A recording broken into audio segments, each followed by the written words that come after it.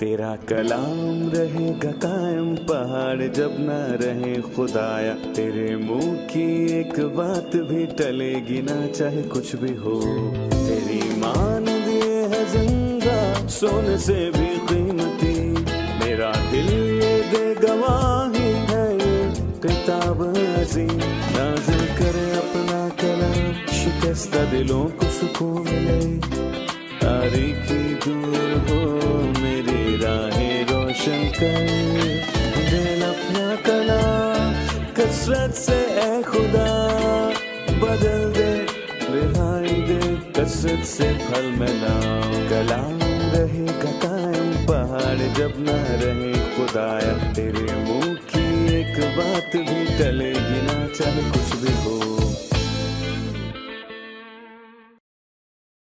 अजीज नाजरीन, मैं अयाद ज़रीफ आप तमाम देखने वालों को हमारे रोज़ के बाइबली मुतालियाती प्रोग्राम की नई किस्त में खुशामदीद कहता हूँ।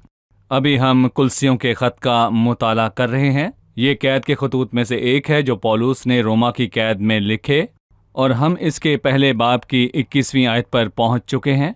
और अजीज़ों, इस बाब में हम मसीह के किरदार और मसीह की अज़मत और मसीह के इख्तियार के हवाले से बात कर रहे हैं। ये कुलसियों के नाम खत का मौजू है। शुरुआत में मैं अपने मेहमान खुदा के खादिम भाई यूसुफ का खैर मकदम करूंगा। खुशामदीद भाई। शुक्रिया भाई, आपको देखकर अच्छा लगा। खुदा आपको बरकत दे। और स्टूडियो में आए हमारे दीगर मेहमानों को भी खुशामदीद।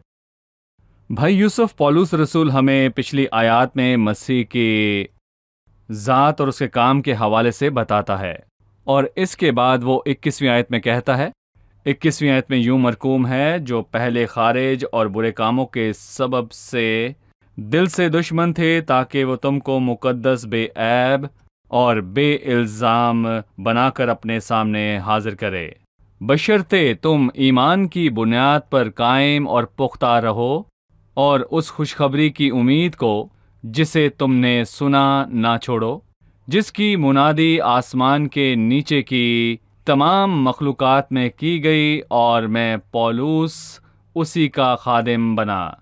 जी, तमाम मखलूक़ात में की गई और मैं पौलुस उसी का खादिम बना। हमें 21वीं आयत पर फिर गौर करने की ज़रूरत है। भाई, जो पहले खारिज और बुरे कामों के सबब से दिल से दुश्मन थे, ताकि वो तुमको मुकद्दस बेऐब और इल्ज़ाम बनाकर, वो यहाँ गुज़िश्ता आयात की तरफ इशारा कर रहा है जहाँ लिखा है, और उसके खून के सबब से जो सलीब पर बहा है, सुलह करके सब चीज़ों का उसी के वसीले से अपने साथ मिलाप कर ले, ख्वाह वो ज़मीन की हों ख्वाह आसमान की। सुलह का पहला दायरा वो चीज़ें हैं जो आसमान और ज़मीन की हैं, जो बादज़ा मुस्तकबिल में पूरी होंगी। जब मसीह आएगा और बादशाही करेगा, फिर चीज़ों की बहाली का वक्त और ताजगी के दिन शुरू होंगे, और नई पैदाइश भी जिसकी बाबत मसीह बात करता है। क्या यही है जो मखलूक़ात की निजात कहलाता है? मखलूक की निजात, बिल्कुल। लेकिन मैं कहूँगा कि एक और दायरा भी है जिसमें सुलह हो चुकी है और जो हम हैं, और एक और फ़र्क भी है, यानी कि मुस्तकबिल की सुलह जो आसमान और ज़मीन की सुलह। और मैं कहूँगा कि ज़मीन और आसमान की सुलह के लिए सलीब पर बहा हुआ खून दरअसल मैं कहूँगा कि दरकार था, लेकिन हमारे लिए सलीब पर बहे हुए खून से भी बढ़कर कुछ दरकार था, क्योंकि हम ना सिर्फ मुजरिम थे और हमारे गुनाहों को खून से धोने की ज़रूरत थी, बल्कि हम में खुदा से अदावत रखने वाली फितरत मौजूद थी। इसलिए पौलुस कहता है कि तुम जो बुरे कामों के सबब से दिल से दुश्मन थे, हम ना सिर्फ खुदा से दूर रहते बल्कि उसे रद्द करते, और सिर्फ यही नहीं बल्कि हम उसके दुश्मन थे, और हमारी बदकार फितरत का ठिकाने लगना ज़रूर था। और इससे ना सिर्फ सलीबी लहू, बल्कि यहाँ पर मैं ये भी कहूँगा कि मसीह की मौत भी ज़रूर दरकार थी। और इसीलिए पौलुस रसूल यहाँ पर ये कहता है कि उसने आप उसके जिस्मानी बदन में मौत के वसीले से तुम्हारा भी मेल करवा दिया, और मकसद ये है ताकि तुमको मुकद्दस और बेऐब और बेइल्ज़ाम ठहरा कर अपने सामने हाजिर करे। और मसीह की मौत के वसीले से वो बदकार फितरत ठिकाने लगाई गई, और उसके जी उठने के वसीले, जैसे दूसरे बाब में ये बात वाज़े की गई کہ ہم اس کے ساتھ موے اور اس کے ساتھ جی اٹھے، سو ہم اس کی نظر میں پاک اور بے الزام اور بے عیب ہوں گے، اور یہ کیا ہی جلالی بات ہے۔ سو آپ صلیب کی بات کر رہے ہیں، لیکن آپ صلیبی لہو اور اس کے بدن کی جسمانی موت میں امتیاز کر رہے ہیں، یعنی مسیح کی صلیبی ہمیں موت۔ ان دونوں کی ضرورت تھی۔ ٹھیک ہے، ہماری صلح مسیح کے لہو کے وسیلے جی، سے ہوئی، اور مسیح موت کی کے صلیبی وسیلے، موت کے وسیلے سے موت بھی بذات موت کا خود، مفہوم جی ہاں، بذات خود اور اس عداوت سے ہماری رکھنے گری والی فطرت سے نمٹتا بدکار گیا۔ فطرت۔ 22ویں آیت میں لکھا ہے اس کے جسمانی بدن کی موت کے وسیلے، وہ صلیبی موت پر بات کرے گا، لیکن پولس اس کے جسمانی بدن کی موت پر زور کیوں دیتا ہے؟ جی، اناستیت کے فلسفے کے نتیجے میں یہاں پر یہ کہوں گا کہ کچھ لوگوں نے مسیح کے جسم میں آنے سے انکار کیا، اور اسی لیے ہم پہلے یوحنا میں پڑھتے ہیں کہ جو کوئی روح یسوع کا اقرار نہ کرے وہ خدا کی طرف سے نہیں ہے، اور انہوں نے اسی بات کو بدی جانا، اور اس لیے انہوں نے کہا کہ یسوع مسیح بدن میں نہیں آیا، وہ فقط آسمانی صورت میں ظاہر ہوا۔ لیکن بائبل یہاں پر کہتی ہے پس صورت میں لڑکے کے خون اور گوشت میں شریک ہیں، تو وہ خود بھی ان کی طرح ان میں شریک ہوا۔ اور پولس یہاں جسمانی بدن پر زور دیتا ہے، اور اس نے جسم اختیار کیا اس دنیا میں جینے کے لیے نہیں بلکہ سب کی خاطر موئے۔ سو یہاں پولس مسیح کے جسمانی بدن میں آنے کی تصدیق کرتا ہے، جی بالکل، جو پہلے خارج اور برے کاموں کے سبب سے دل سے دشمن تھے، تاکہ وہ تم کو مقدس، بے عیب اور بے الزام بنا کر اپنے سامنے حاضر کرے۔ پھر کہتا ہے بشرطے تم ایمان کی بنیاد پر قائم اور پختہ رہو، اور اس خوشخبری کی امید کو جسے تم نے سنا نہ چھوڑو۔ صلح کا مقصد یہی ہے کہ ہمیں پاک اور بے الزام بنا کر پیش کیا جائے۔ پھر وہ کہتا ہے بشرطے تم ایمان کی بنیاد پر قائم رہو۔ کیا یہ ممکن ہے کہ وہ مقدسین اور وہ جو بے الزام ہیں کسی روز بھٹک جائیں؟ برکتوں کا ذکر کرتے ہوئے اس نے ہمیشہ ثابت قدم رہنے کو ایمان کا دراصل اس نے ثبوت بنایا ہے۔ سو اگر ایمان ثابت قدم نہیں ہے تو اس سے ظاہر ہوتا ہے کہ یہ نہ تو حقیقی ہے اور نہ ہی خدا کی طرف سے ہے۔ اور یوحنا کہتا ہے کہ وہ نکلے تو ہم ہی میں سے، اور پھر کہتا ہے مگر وہ ہم میں سے نہیں۔ اس نے کیسے جانا؟ اگر وہ ہم میں سے ہوتے تو ہمارے ہی ساتھ رہتے۔ دیکھیں، ثابت قدمی ایمان کے اختیار کو ظاہر کرتی ہے، یہ فقط مذہبی ایمان نہیں جو میں کہوں گا کہ کسی بھی سبب سے ڈگمگا جائے۔ صحیح، یہاں لیں گے ہم ایک وقفہ، اور پھر مہمانوں کے سوالات کے ساتھ حاضر ہوں گے۔ ناظرین، ملتے ہیں ایک چھوٹے سے وقفے کے بعد، ہمارے ساتھ رہیے۔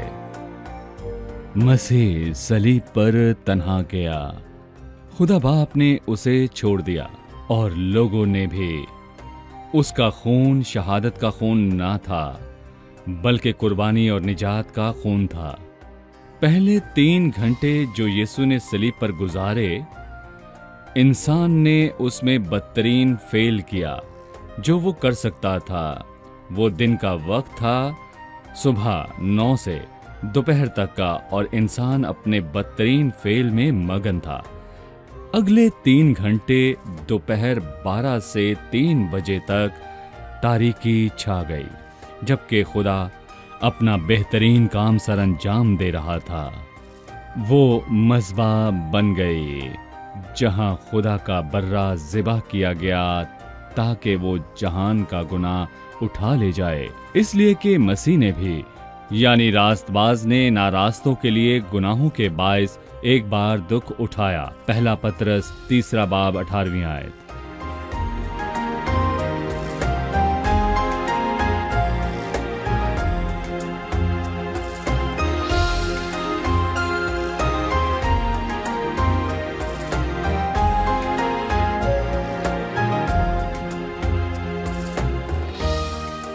خوش آمدید، آئیے چلتے ہیں مہمانوں کی جانب اور جانتے ہیں ان کا سوال۔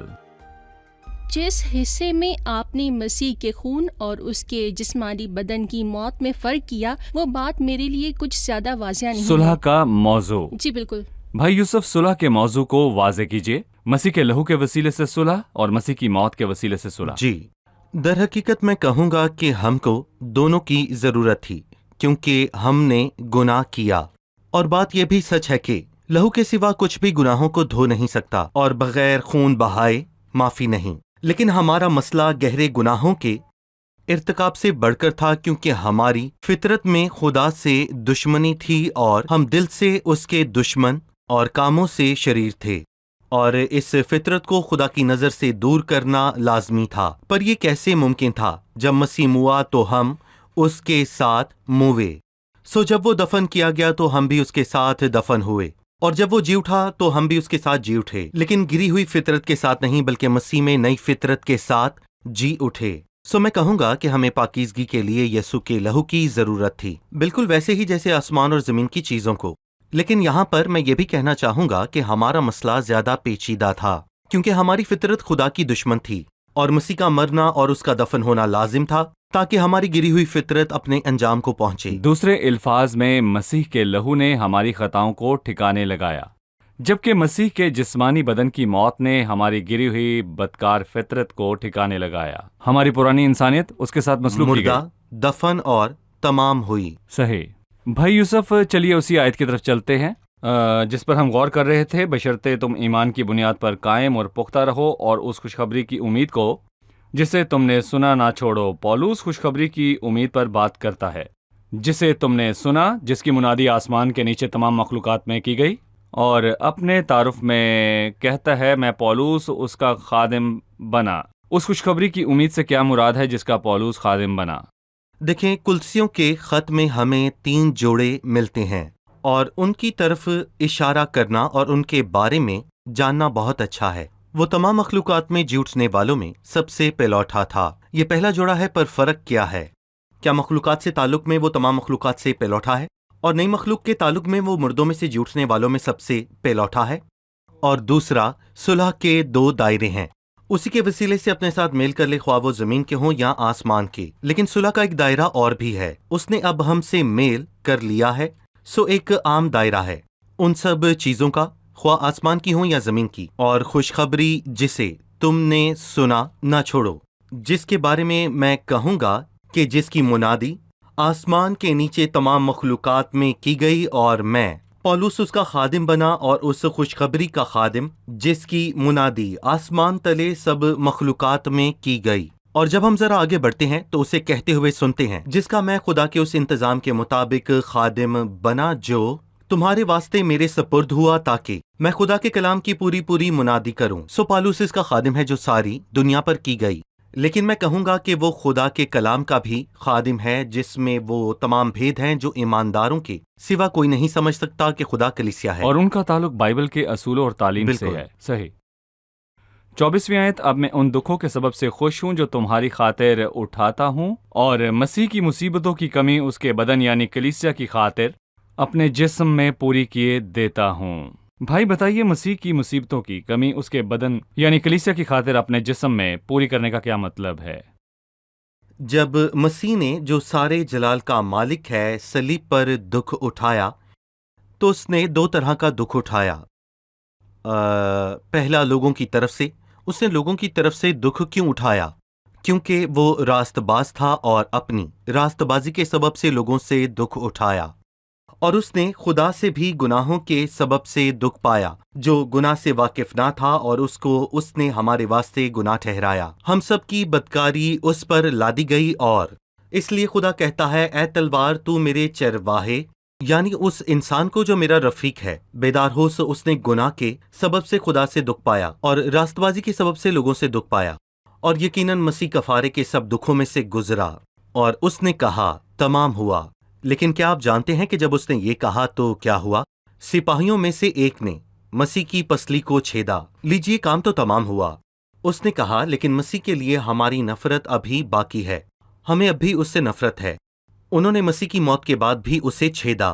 پھر سردار کاہن نے جا کر پلاطس سے کہا کہ ہمیں یاد ہے کہ اس دھوکے باز نے جیتے جی یہ کہا تھا کہ وہ میری موت کے بعد بھی مجھ سے نفرت کریں گے، اور جب وہ جی اٹھا تو انہوں نے سپاہیوں کو رشوت دی کہ کہیں کہ اس کے شاگردوں نے اس کے بدن کو چرایا ہے، اور جب مسیح آسمان پر چڑھ گیا تو وہ اس تک نہ پہنچ سکے، لیکن وہ ان تک پہنچ سکتے ہیں جو کہ مسیح پر ایمان لاتے ہیں، اور وہ انہیں ایذا دیتے ہیں۔ اسی لیے جب ترسیس کا ساؤل ایمانداروں کو ایذا دیتا تھا تو خداوند نے اسے یہ نہ کہا کہ تو کیوں انہیں ایذا دیتا ہے، بلکہ یہ کہا کہ تو کیوں مجھے ایذا دیتا ہے، تو مجھ سے عداوت رکھتا ہے، تو انہیں دکھ پہنچاتا ہے۔ اور ویسے جو کوئی جو مسیح کے لیے دکھ اٹھاتا ہے تو اس کی ایک ہی وجہ ہے کہ دنیا مسیح سے عداوت رکھتی ہے، اور اسی لیے پولس کہتا ہے کہ مسیح کی مصیبتوں کی کمی اس کے بدن یعنی کلیسیا کی خاطر اپنے جسم میں پوری کیے دیتا ہوں جس کا میں خادم ہوں، اور یہ سچ ہے۔ یقیناً اس کا مطلب وہ نہیں جیسا کچھ لوگ سمجھتے ہیں کہ مسیح کا کام صلیب پر ادھورا رہ گیا تھا۔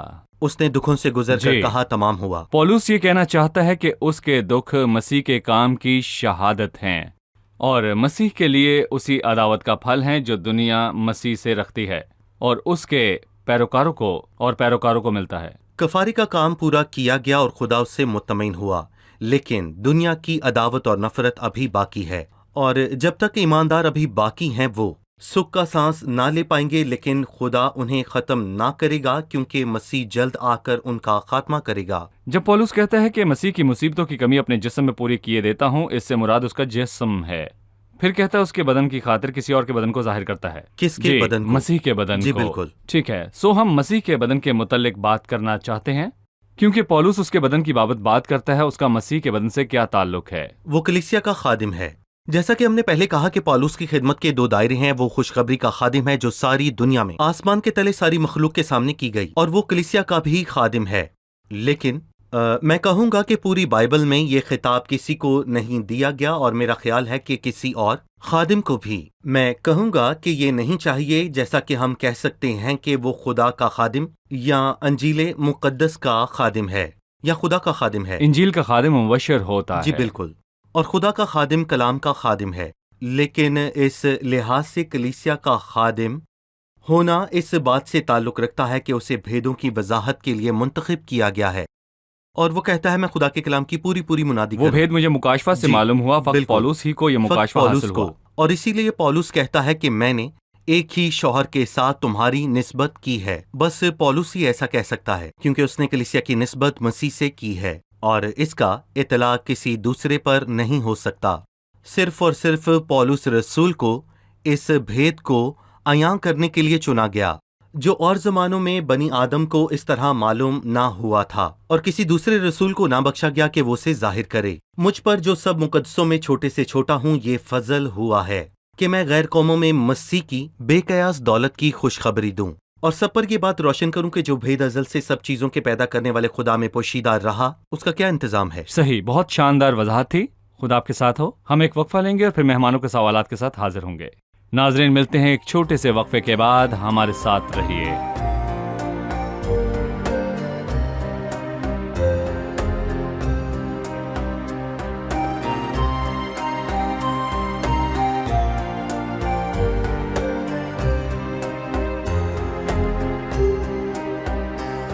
خوش آمدید، آئیے چلتے ہیں مہمانوں کی جانب اور جانتے ہیں ان کا سوال۔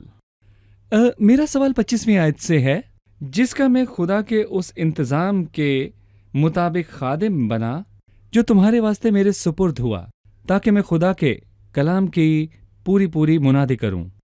جو تمہارے واسطے میرے سپرد ہوا، اس کی وضاحت کیجیے گا۔ جی بھائی یوسف، کیا کہیں گے؟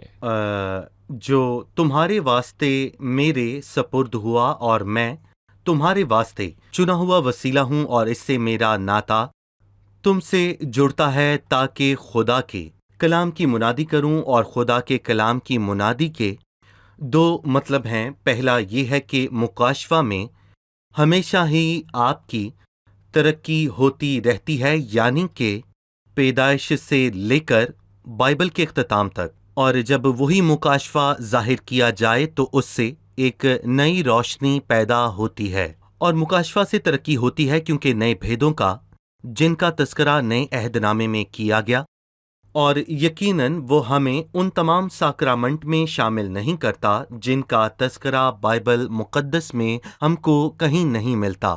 میں بائبل کے بھیدوں کی بات کر رہا ہوں، جیسا کہ ہمیں سائنس سے معلوم ہوتا ہے کہ ارتقاء ہے اور تبدیلی ہے، جیسا کہ ہم بائیولوجی میں یہ پڑھتے ہیں کہ ارتقاء ہے اور دوسرے معاملات میں تبدیلی ہے، پر میں کہوں گا کہ مکاشفے میں ارتقاء ایک بھید ہے۔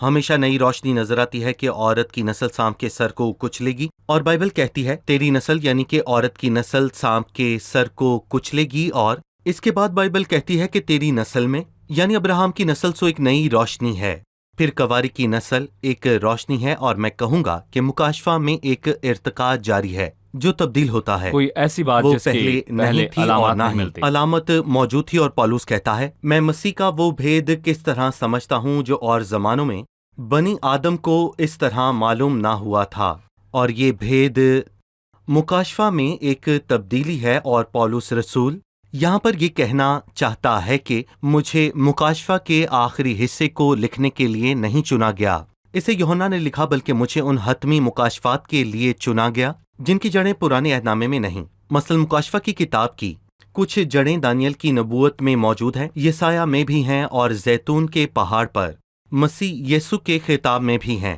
بہرحال مسیح کے کلیسیا سے تعلق کے متعلق پرانے عہد نامے میں کوئی بات موجود جی۔ نہیں ہے۔ مطلب مسیح کی دنیاوی لوگوں سے مستقبل میں ملاپ کی جڑیں پرانے عہد نامے میں موجود ہیں، جبکہ وہ دنیا میں بادشاہی کرنے کو آئے بالکل۔ گا۔ مسیح کا کلیسیا سے تعلق کہ وہ ایک دوسرے کا سر اور بدن ہے، پرانے بالکل۔ عہد نامے میں موجود صحیح۔ نہیں، اسے بھید رکھا گیا تاکہ کلام کی پوری منادی کروں۔ اس کا مطلب یہ ہے کہ یہ وہ مکاشفہ ہے جس کی جڑیں موجود نہ تھی، اور یہ بائبل کا مقصد ہے کہ کلیسیا کے مسیح کا بدن ہونے پر روشنی ڈالے۔ یہاں میں کہنا چاہوں گا، اب کسی کو یہ دعویٰ نہیں کرنا چاہیے کہ میرے پاس نیا مکاشفہ ہے، کوئی ضرورت نہیں، کیونکہ پالوس رسول کہتا ہے کہ تاکہ میں خدا کے کلام کی منادی کروں، اور یہودا کہتا ہے اس ایمان کے واسطے جو مقدسین کو سونپا گیا۔ سو میں کہوں گا کہ اب کوئی نیا مکاشفہ نہیں ہے، اور نہ ہی نئے بھید نہ ہیں۔ ہی نئے بھید ہیں۔ جی ٹھیک ہاں۔ ہے۔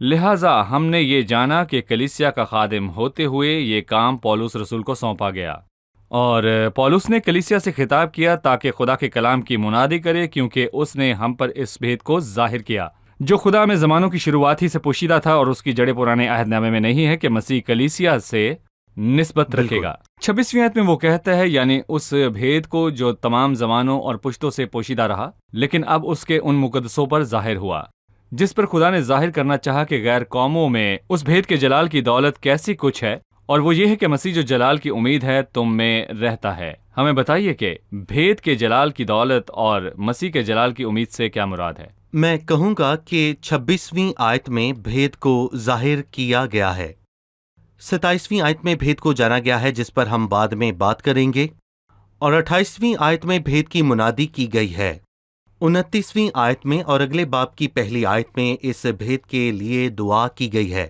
اور دوسرے باب کی دوسری آیت میں اس بھید کی خوشی منائی گئی۔ آئیں جانیں کہ یہ بھید کیا ہے، اور 27ویں آیت میں جن پر خدا نے ظاہر کرنا چاہا کہ غیر قوموں میں اس بھید کے جلال کی دولت کیسی کچھ ہے، اور یہ وہ ہے کہ مسیح وہ جلال کی امید ہے جو تم میں رہتا ہے۔ اور پھر پرانے عہد نامے میں مسیح وقتاً فوقتاً یہودی لوگوں پر ظاہر ہوتا رہا، اور یہ بھی ہو سکتا ہے کہ ایک سے دوسری بار ظاہر ہونے میں سینکڑوں سالوں کا فرق ہو، پر جب مسیح مجسم ہوا تو وہ ہمارے درمیان رہا، سو وہ ان میں وقتاً فوقتاً ظاہر ہوتا، اور پھر وہ مجسم ہونے کے وسیلے ان کے درمیان رہا، لیکن آج مسیح غیر قوموں میں موجود ہے۔ پر میں کہوں گا کہ یہ بات جلال کی امید ہے، اور اس کا کیا مطلب ہے؟ اس کا واضح مطلب یہ ہے کہ مسیح ایک دن آئے گا اور سب کو جلال سے بھر دے گا، اور وہ سب کو جلال سے بھر دے گا، اور اس بات کے واقعے میں آنے تک وہ غیر اقوام میں موجود ہے، اور مسیح نے ہم سے شروعات کی ہے۔ یہ آغاز ہے، انجام نہیں ہے۔ اس کا انجام کیا ہوگا؟ وہ سب کو بھر دے گا، لیکن پہلے وہ ہم میں ہے، اور یہ حقیقت کہ وہ ہم میں ہے، یعنی کہ مسیح ہم میں ہے، اور یہی جلال کی امید ہے۔ سو جلال کی امید یعنی مسیح کا غیر قوموں میں ہونا ضمانت ہے کہ مسیح بعد ازاں سب کو بھر دے گا۔ بہت ہی گہری باتیں ہیں بھائی یوسف۔ صحیح۔ 28ویں آیت جس کی منادی کر کے ہم ہر ایک شخص کو نصیحت کرتے اور کمال دانائی سے تعلیم دیتے ہیں تاکہ ہم ہر شخص کو مسیح میں کامل کر کے پیش کریں۔ وہ جمع میں بات کر رہا ہے، وہ کس کے متعلق بات کر رہا ہے؟ میں چاہوں گا کہ آپ اس کے متعلق ہمیں تفصیل سے بتائیے۔ میں کہوں گا کہ بھید رسولوں پر ظاہر کیا گیا، لیکن فقط پولس رسول کو اس کی منادی کے لیے چنا گیا، اور یہاں جب پولس منادی کر رہا تھا تو رسول اس کا ساتھ دے رہے تھے، کیونکہ خدا نے ان سب پر بھیدوں کو ظاہر کیا، لیکن اس کی منادی کے لیے اس نے پولس رسول کو چنا۔ سو پولس رسول نے اس کی منادی کی، اور رسول اس سے متفق تھے، سو انہوں نے بھی اس بھید کی منادی میں شمولیت اختیار کی تھی۔ سو اس بھید کی منادی کے پیچھے پولوس کی رویا یہ تھی تاکہ ہم ہر شخص کو مسیح میں کامل کر کے پیش کریں۔ یہاں کاملیت سے کیا مراد ہے اور کیا اس کا تعلق اس بات سے ہے جس کا ذکر پچھلی آیات میں ہوا جہاں وہ کہتا ہے ہم پاک اور بے الزام ہیں، یہ جانتے ہوئے کہ صلح کے نتیجے میں ہم پاک اور بے الزام ہیں؟ تصور کریں کہ مسیح میرا سر ہے، مسیح مجھ میں ہے، تو کیا کوئی اور مزید کاملیت ہے؟ اور کیا اس سے بھی بڑھ کر کچھ اور ہو سکتا ہے؟ کیا یہ کافی نہیں ہے؟ اور یقیناً وہ دن آئے گا جب ہم حقیقی کاملیت کو پہنیں گے، پر حقیقت یہ ہے کہ جب مسیح میرا سر ہے اور وہ مجھ میں ہے تو میں نے کاملیت کو پا لیا ہے، وہ مجھ میں ہے۔ سر سے جڑے مطلب ہیں، کہ آپ اگر کاملیت مسیح کی آپ کا حالت سر میں ہے ہیں۔ اور وہ آپ میں ہے تو آپ کامل ہو چکے ہیں۔ اور پالوس رسول کی بات کا مقصد مسیح سے منسلک ہونے کے ادراک اور پہچان میں کاملیت ہے، تاکہ ہم کاملیت کو مذہبی رسوم اور جھوٹے استادوں یا فرشتوں کی عبادات میں تلاش نہ کریں، جس پر وہ دوسرے باب میں بہت ہی واضح طور پر بتاتا ہے، اور یہ سچ جان ہے۔ لینا کہ مسیح میں ہم کون ہیں اور اس سے ہمارا کیا تعلق ہے۔ جی ٹھیک ہے، آخری آیت ہے، اور اسی لیے میں اس کی اس قوت کے موافق جاں فشانی سے محنت کرتا ہوں جو مجھ میں زور سے اثر کرتی ہے۔ پولوس جاں فشانی اور محنت کر رہا تھا، صحیح۔ اس کا مقصد کیا تھا اور وہ کون سی طاقت تھی جس نے اسے اس کے کام کے لیے تقویت بخشی؟ جیسا کہ اس نے کہا کہ جس کی منادی کر کے ہم ہر ایک شخص کو نصیحت کرتے اور ہر ایک کو کمال دانائی کی تعلیم دیتے ہیں تاکہ ہر شخص کو مسیح میں کامل کر کے پیش کریں، یہ اس کا مقصد تھا۔ وہ محنت کرنے کے لیے تیار تھا، وہ واقعی محنت کرتا ہے، اسی لیے میں جاں فشانی سے محنت کرتا ہوں۔ وہ کہتا ہے میں محنت کرتا ہوں، دوسرے باب کی پہلی آیت میں وہ کہتا ہے میں تمہارے لیے جاں فشانی کرتا ہوں، اور دوسرے باب میں وہ جاں فشانی اور دعا کر رہا ہے، اور ہمیں جاں فشانی کی منادی کے لیے جاں فشانی اور دعا میں محنت کرنے کی ضرورت ہے۔ شکریہ بھائی خدا آپ کو یوسف، برکت میں دے۔ جانتا ہوں ابھی کہنے کو بہت کچھ ہے لیکن وقت نہیں ہے۔ خداوند آپ کو برکت دے۔ اگلی قسط میں ہم مطالعے کو آگے بڑھائیں گے۔ اب وقت ہے کہ ہم جانیں مہمانوں نے کیا سیکھا۔ میں جانتا ہوں کہ آج کی قسط بہت گہری تھی لیکن یقیناً ہم نے کچھ نہ کچھ ضرور سیکھا۔ آپ نے کیا سیکھا؟ در حقیقت جب میں سن رہی تھی تو مسلسل یہ سوچ رہی تھی کہ کیا ہی شاندار ہے کہ مسیح میں ہمارے پاس یہ سب ہے، لیکن میں یہ بھی سوچ رہی تھی کہ ہم اس سے واقف کیوں نہیں ہیں۔ خدا چاہتا ہے کہ ہم اس سے واقف ہوں۔ گویا ہمارے پاس ایک میراث ہے لیکن ہم اسے پانے کو اپنا ہاتھ نہیں بڑھاتے کیونکہ ہم کلام کا مطالعہ ویسے نہیں کرتے جیسا کرنا چاہیے۔ میں چاہتی ہوں کہ کلام میری زندگی میں حکومت کرے تاکہ میں مسیح کی دولت کا لطف اٹھا سکوں۔ اور وہ جو اس سے واقف نہیں وہ غربت کی زندگی گزارتا ہے۔ جی صحیح۔ یہ بے حد اہم ہے کہ ہم جانیں کہ مسیح ہم میں ہے، کیونکہ یہ بہت خاص مکاشفہ ہے جو ہمیں کچھ بھی کرنے سے پہلے بہت محتاط کر دیتا ہے کہ مسیح مجھ میں ہے، لہٰذا میں چاہوں گا کہ لوگ اس کو مجھ میں دیکھیں۔ صحیح۔ بہت وقت پہلے کسی نے کہا تھا کہ ہمارے درمیان کوئی ثالث نہیں، وہ ثالث صلیب پر ملا، جس کے صلیب سے بہتے لہو اور جسمانی بدن کے دکھ اٹھانے سے اس نے ہماری صلح کروائی، ہم جو برے کاموں کے سبب سے دشمن تھے۔ صحیح۔ جب میں نے دیکھا کہ دہشت گرد کس طور پر کلیسیا اور مسیحوں کو دکھ پہنچاتے ہیں تو میں خفا ہو جایا کرتی تھی، لیکن جب میں نے دیکھا کہ پولوس ایک دہشت گرد تھا اور خدا نے اسے کیسے مکاشفات دیے جو اس نے دوسرے شاگردوں تک پہنچائے تو مجھے بہت حوصلہ ملا، اور اس لیے ہمیں دعا کرنا چاہیے کہ خدا ہر ایک تک پہنچے، دہشت گردوں تک بھی۔ شکریہ، خداوند آپ کو آمین۔ برکت دے۔ بھائی یوسف آپ کا بھی شکریہ، آپ کے ہمراہ مطالعے کا بہت خدا آپ لطف کو آیا۔ برکت دے۔ اگلی قسط میں آپ سے پھر ملاقات ہوگی۔ آمین۔